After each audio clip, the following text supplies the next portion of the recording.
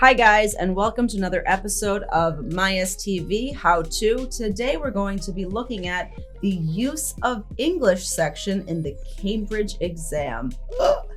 If you're watching this, that probably means that you have decided to take the Cambridge Language Certification exam to get your level of English.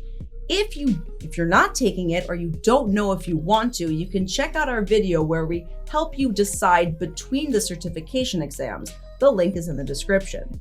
So the use of English section, in my opinion, is one of the best parts of any of the various certification exams.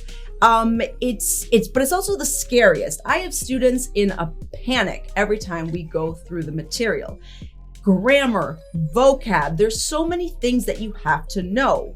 But how could you possibly study and be prepared for all the potential questions? You can't. There is no way on earth you could ever study every single thing in English. That's impossible.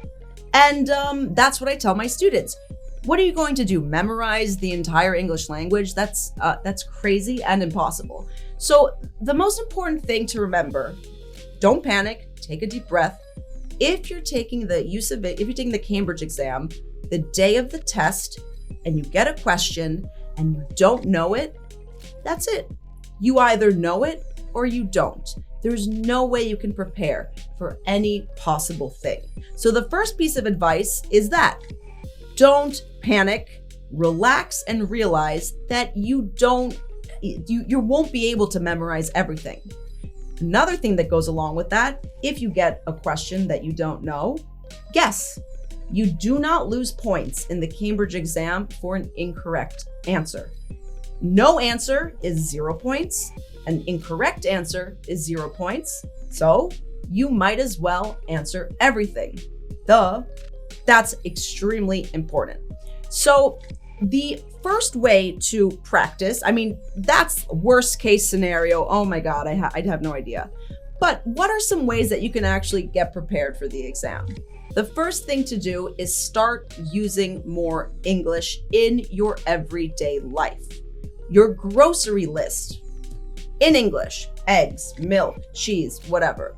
Your phone language, change it to English in the settings. Go to your Google search settings and change the region to the UK or the US, Australia, whatever. And that way, all of your searches will come up in English, okay? Now, another thing to incorporate English into your everyday life is easy. The easiest piece of homework I give my students. Watch TV. Yep, you have to, your teacher is telling you to watch TV, okay?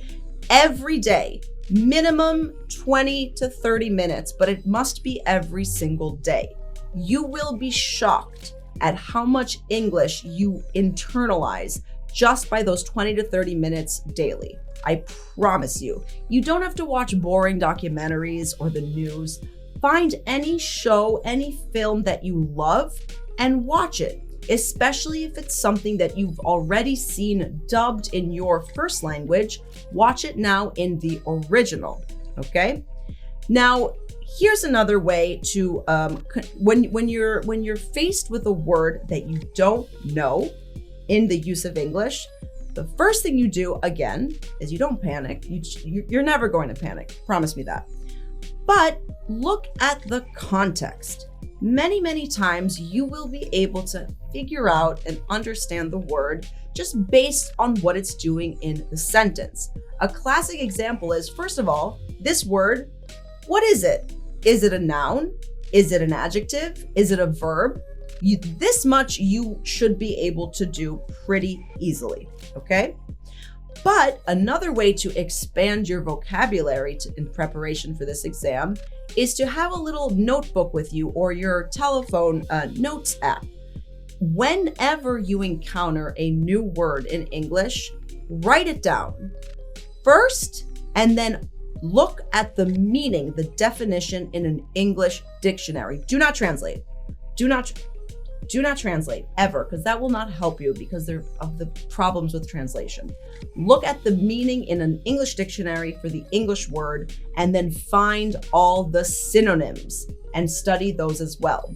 And that's how you can start building your vocabulary instead of going to the dictionary and starting from A and going to Z. No.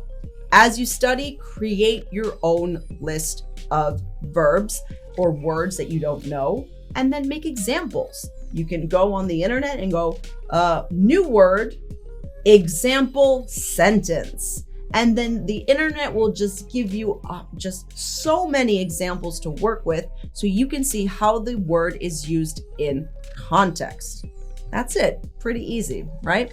Now, another little thing that you should, like I said before, going back to the idea of translation, don't do it because unfortunately, there are so many words that do not have perfect translations. And there's so many words that the translation changes based on the context, or in English, we just don't use this word as frequently as you would in your first language. So I would avoid translation at all costs except for emergencies. So that's it. To prepare for the use of English, just remember, you're only human, you're not a computer, you can't remember every single thing in the world, but there are ways to slowly build your vocabulary and slowly incorporate English into your everyday life. So when you take the exam, you will not be shocked. You will recognize a lot of the things you see. That is all from me today. Good luck at all those future test takers out there. And if you guys have any other ideas or pieces of advice or words that you learned while studying for the Cambridge exam, let us know in the comments. Click the bell notification so you stay up to date with all our new videos. Like, subscribe, and thank you guys so much.